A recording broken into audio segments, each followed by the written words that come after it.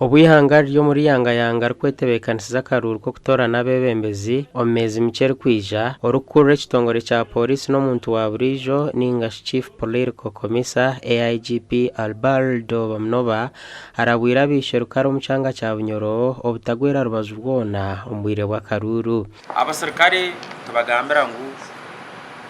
ekintu kyekwe kikwatirine nebyo bururu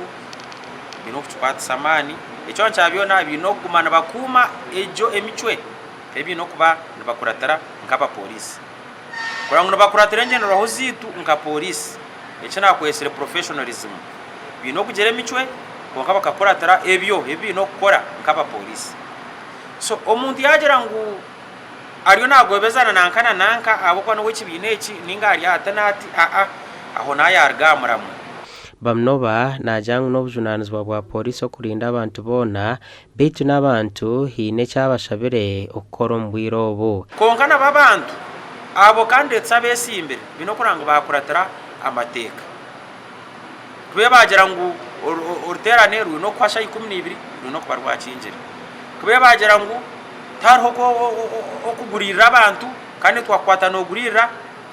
polisi neja kukora nkukino nko kukubasa. Chief Political Commissar abire nabugana aho bakuru babishe rukare ba polisi omucanga cya Bunyoro yona ahari Hoima Resort Hotel okwetegereza ebirukwetagwa okorwaho omuntu babanze baza hansi baburize fayiro bagikoreho bagitwara wa state atone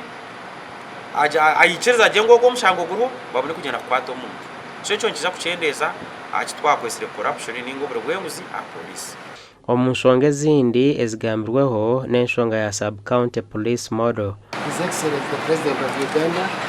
yaresire kurango uburyomu ya twa implementing sub county policing model kuri sub county twetaga abasirikare 18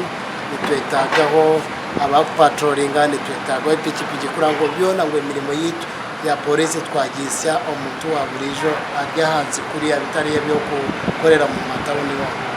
akaruru k'ekigombe cy'obutegeki NRM nikatekwa kubaho mu kwezi kwa mushanju no kwa munana omwaka 2025